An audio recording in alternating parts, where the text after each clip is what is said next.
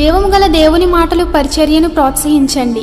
మీ ప్రోత్సాహాన్ని మరిన్ని వీడియోస్ కొరకు మన ఛానల్ని సబ్స్క్రైబ్ చేయడం ద్వారా తెలియపరచండి. లైక్ చేసి షేర్ చేయండి. ఈ సువార్త పనిలో మీరును పాలుభాగస్తులు కండి. జీవంగల దేవుడి మాటలు వింటున్న మీ అందరికీ వందనాలండి. జీవంగల దేవుడి మాటలు ఈరోజు మీతోని నాతోని ఏం మాట్లాడుతున్నారో విందామా? మరి ప్రియా దేవుడి సంఘస్థులారా, ఈరోజు వాక్యాంశము దేవుడు ఆశ్చర్యం భూమి సారడం. హల్లెలూయా. ప్రియా దేవుడి సంఘస్థులారా, మీరంతా బాగున్నారు కదా? దేవుడి కృప చూపించి మనకి మరొక నూతన రోజు అనుకరించారు. ఆయన నామను గొప్ప చేయడానికి, ఆయన నమ్మలు మనం అందరం ప్రకాశించడానికి మరుదే కాలమే లేచి ప్రార్థన చేసుకున్నారా? బైబిల్ చదివారా? మరి ఇంకా ప్రార్థన చేసుకోకపోతే తొందరగా ప్రార్థన చేసుకోండి. మీ కొరకు నేను ప్రార్థిస్తున్నానండి. అలాగే ఇది వర్షాకాలం కాబట్టి ఒక్కొక్క చోట కుంభ వర్షాలు కురుస్తున్నాయి. మరి వాటి విషయంలో ప్రార్థన చేయండి. మరి మీరు చూసే ఉండొచ్చు అస్సాం ప్రాంతం ఎలా ఉంటుందో, అలాగే చైనా ప్రాంతం ఎలా ఉందో మీకు తెలుసు. నాకంటే మీకు బాగా తెలుసు కాబట్టి మరి ఎక్కడెక్కడ ఈ వర్షాలు ఉన్నాయో వాటి విషయంలో భారం కలిగి ప్రార్థించండి. కొన్ని చోట్లయితే నీరు లేక పంటను దున్నలేమని మరి చాలా రైతులు కన్నీరు విడుస్తున్నారు. మరి ఎక్కడ ఏ రైతుకి ఎంత నీరు అవసరమైందో అంత నీరు దేవుడు ఆకాశం నుండి కుమ్మరించాలని మీరు ప్రార్థన చేయండి. మీకోసం నేను ప్రార్థిస్తున్నానండి. అలాగే ఈ దినము జీవంగాల దేవుడి మాటలో ఏం మాట్లాడుతున్నారో మొదటి నుంచి చివరి వరకు విందాం. ఆ రీతిగా మన హృదయాలు సరిచేసుకుని ప్రభు రాకకే సిద్ధపడదాం. ఈరోజు వాక్య భాగము ఆదికాండము 27వ అధ్యాయం 28వ వచనమండి. చూద్దామా? ఆకాశ మంచును భూమి సారనును విస్తారమైన ధాన్యమును దాశరసమును దేవుడు నీకు అనుగ్రహించును కాక. హల్లెలూయా. ప్రియా దేవుడి సంఘస్థులారా, ఈ దినం పరిశుద్ధాత్మ ద్వారాగా ప్రభు మనకి ఇక్కడ తెలియజేసిన మాటలు ఏంటంటే, ఇస్సాకు గారు యాకోబుని దీవిస్తున్నాడండి. యాకోబు గారిని దీవిస్తూ పలికిన మాటలేండి పరిశుద్ధాత్మ ద్వారాగా. ఇది ఇక్కడ నీ భూమి సారం అంటే నాకు ఈ మాట కొంచెం ఒత్తు తిరగట్లేదు, మీరు కూడా చదువుకోండి. ఈ భూమి సారం అంటే నీ పంట పొలాలు పండాలి, బాగుండాలి అని దీవిస్తున్నారు. అంటే ఆశీర్వాదం మామూలుగా మనకి భూ సంబంధమైన ఆశీర్వాదాలు కావాలి, ఆత్మీయ సంబంధాన్ని కావాలి. భూ సంబంధమైన మనతో రావు, కానీ ఆత్మ సంబంధమైన మొత్తం మన పరలోకం చేరుస్తుంది, బలపరుస్తుంది అండి. హల్లెలూయా. అయితే ఇక్కడ రెండు కూడా చెప్పడం జరుగుతుంది. సారవంత నేల అంటే దేవుడి దయండి, ప్రజల పట్ల చూపించే ప్రేమ కూడా నమ్మకానికి గుర్తుగా ఉంటుందండి. మీ మాటలు వింటున్న మీరు ఎవరైనప్పటికీ కూడా ఇలా ఉన్నారో లేదో పరిశోధించుకోండి. ఆత్మీయ జీవితంలో ఎక్కడికక్కడికి మనం పరిశోధించుకోవాలి. పరిశోధించుకోకపోతే మన భక్తి జీవితం వ్యర్థమైపోద్దండి. భక్తిలో స్థిరపడాలంటే ఎప్పటికప్పుడు పరిశోధించుకోవాలి. మనం మీకు మీరే పరిశోధించుకోండి. అలాగే మనం లూకా సువార్త 5వ అధ్యాయం చూద్దామండి. 8 నుంచి 15 వరకు కూడా మీరు చదువుకోండి. మత్తయి సువార్త 17వ అధ్యాయంలో కూడా ఉంటాయండి ఈ మాటలు. యేసు ప్రభువారు అంటే ఇక్కడ విత్తనాల ఉపమానం కోసం మనకి ఈ 2 అధ్యాయాలు మీకు చెప్పాను, మీరు చదువుకోండి. యేసు ప్రభువారు చెప్తారు నేల మీద విత్తనాల కోసం, భూమి సారణ కోసం. అంటే ఇక్కడ చెప్పడం జరుగుతుంది.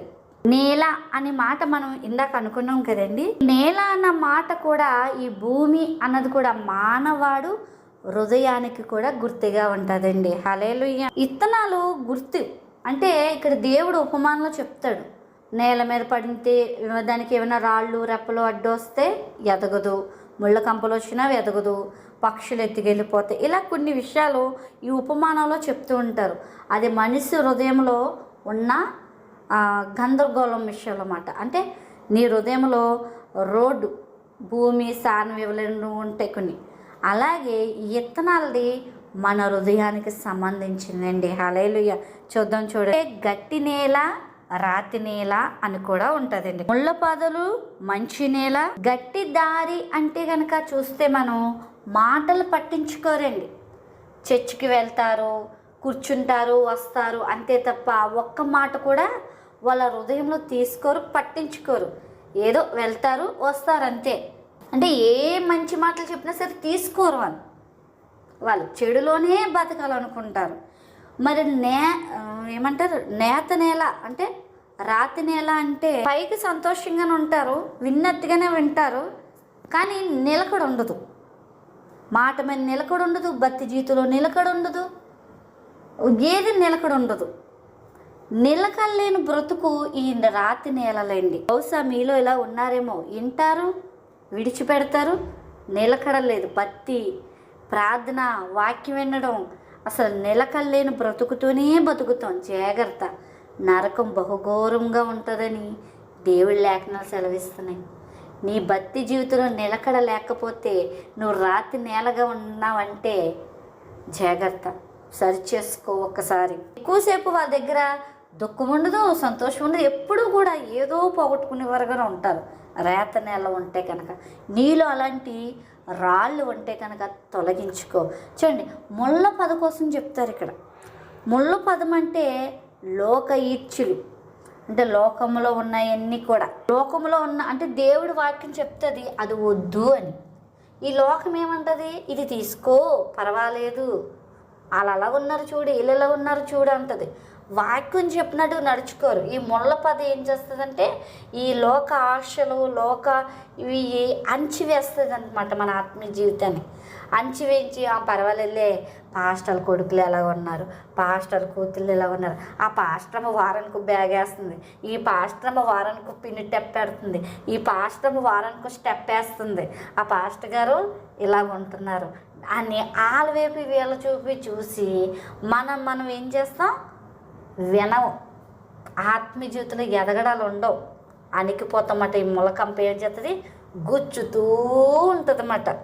అలాగే నీ జీవితంలో ఇలాంటి లక్షణాలు ఉంటాయి కనుక ఈరోజే ఆ ముళ్ళ పదని బయటికి తీసి కాల్చి బూడిచేయి.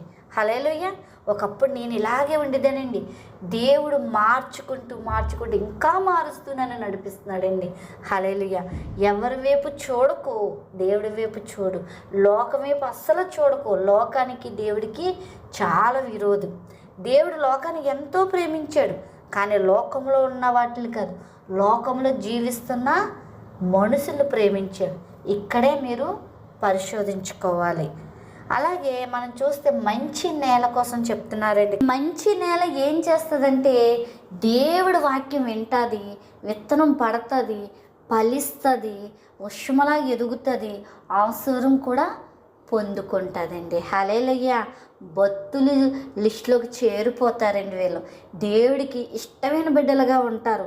ఈమెనందు నేను సంతోషిస్తున్నాను, ఈయనందు నేను సంతోషిస్తున్నాను, నా ప్రియ కుమార్తె, నా ప్రియ కుమారుడిని దేవుడే సాక్షిస్తారండి ఈ మంచి నేల ఉన్నవారు. దేవుడు అది చెప్తున్నాడు, ఈ మనిషిలో ఈ 4 రకాలు ఉంటాయని ఉపమానంలో దేవుడు ఇక్కడ చెప్పడం జరిగింది. కఠినమైన బాట, రాళ్ళతో నిండిన కోసం, ముళ్ళతో నిండిన నేల, సారవంతమైన నేల, ఇవన్నీ కూడా చూసాం కదా. ఇలాంటి హృదయం నీలో ఉందేమో ఒకసారి చూడు. ముందు 3 చెప్పాను చూడండి. ఆ 3 హృదయాలు నువ్వు దాంట్లోంచి జయించుకుంటూ వస్తే మంచి నేలలో ఉండి దేవుడికి ఇష్టమైన బిడ్డగా జీవిస్తావు. ఇక్కడ నేల కోసం చెప్పడం అంటే ఫస్ట్ మనం అదేంటండి, ఇక్కడ మనం ఇస్సాకు గారు యాకోబు గారిని దీవించాడు. నేల అంటే అక్కడ ఉదాహరణకి అక్కడ మీకు చెప్పించాను. దేవుడు మనిషిని హృదయంతో 2 కూడా యాకోబు గారు ఇస్సాకు గారు యాకోబుని దీవించాడండి. హల్లెలూయా. మీకు దాని అర్థం కోసమే నేను మీకు ఇక్కడ చెప్పడం జరిగింది. నేల ఏం చేస్తుందంటే ఏదో ఒక మొక్క పండిస్తుంది, ఏదో ఒకటి. ఈ కఠినమైన నేల ఏదో ఒక మొక్కలు పండిస్తూనే ఉంటుంది. ఆ నేల ఏదో ఒకటి పండిస్తుంది కాబట్టి నీ హృదయంలో అలాంటి పంటలు రానివ్వకు, ఏదో ఒకటి రానివ్వకు. దేవుడి వాక్యాన్నే ఫలింపు చేయి నీ హృదయంలో. దేవుడి వాక్యంతోనే నీ జీవితం కట్టబడితే ఇక్కడ యాకోబు గారు దీవించడం పడడం కాదు, నువ్వు నేను కూడా అంచెంచులుగా దేవుడి దృష్టిలో దీవించబడతామండి. హల్లెలూయా.